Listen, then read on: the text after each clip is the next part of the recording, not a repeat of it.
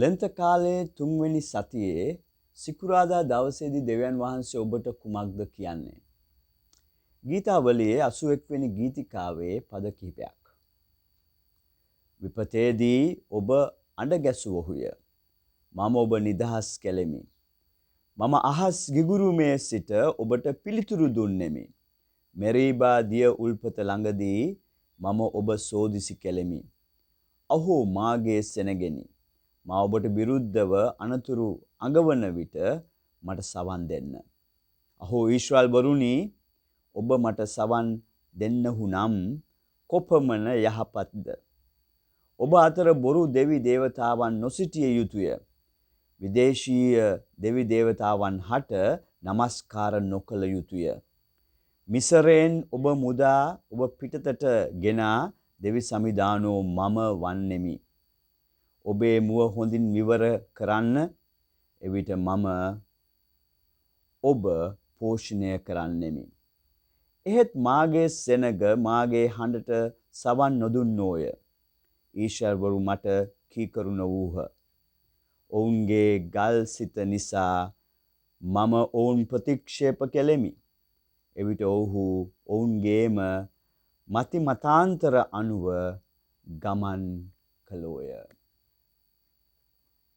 ක්‍රිස්තියානි ගීතිකා පොතේ 316 වෙනි ගීතිකාවේ මෙන්න මෙහෙම කියනවා.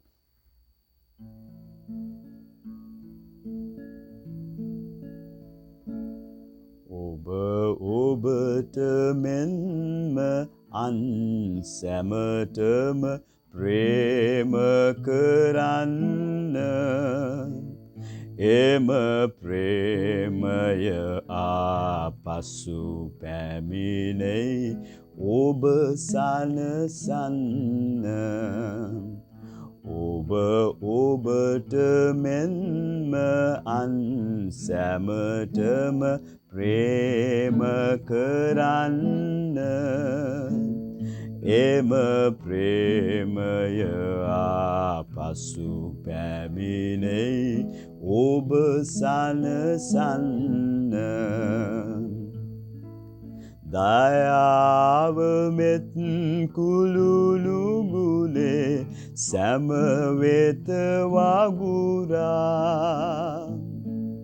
සදාවසමු මිනිස් කමේ ගුණදම් පතුරා. සිනහබරව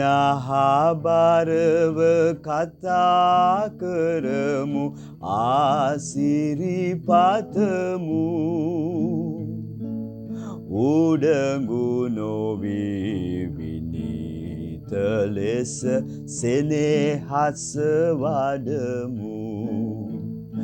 ඔබ ඔබට මෙන්ම අන් සැමටම ප්‍රේම කරන්න. එම ප්‍රේමය ආපසු පැමිණෙයි ඔබ සනසන්න. එම ප්‍රේමය ආපසු පැමිණෙයි ඔබ සනසන්න.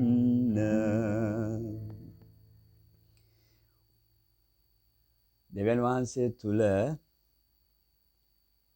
අපගේ ජීවිත උඩඟු කරගන්න නැතුව, දෙවියන් වහන්සේ තුල මනුස්සකම පෙරදරි කරගත්ත ජීවිතයකට අද දවසේ ඊශ්‍රායල් ජනතාවටත් අපි හැමෝටමත් උන්වහන්සේ ආරාධනා කරනවා. සමහර වෙලාවට දෙවියන් වහන්සේගේ මිනිස්සු කියලා කියාගනිමින් අපි උඩඟු ක්‍රියාපටිපාතයන් වලට යනකොට දෙවියන් වහන්සේ ඒකට කැමති වෙන්නේ නැහැ. ජේසුස් වහන්සේ කියන්නේ ආදරය තුල ජීවිතය ගත කරන. දෙවියන් වහන්සේ ජේසුස් වහන්සේ මේ ලෝකෙට එවන්නේ තාමත් ආදරය, උන්වහන්සේගේ ආදරය අපට තියෙනවා කියලා කියන්න. එතකොට එහෙම කිව්ව සමිදාන වහන්සේවගේ අනුගාමිකයන් වන අපි කොහොම ආදරයක්ද කරන්න ඕනේ?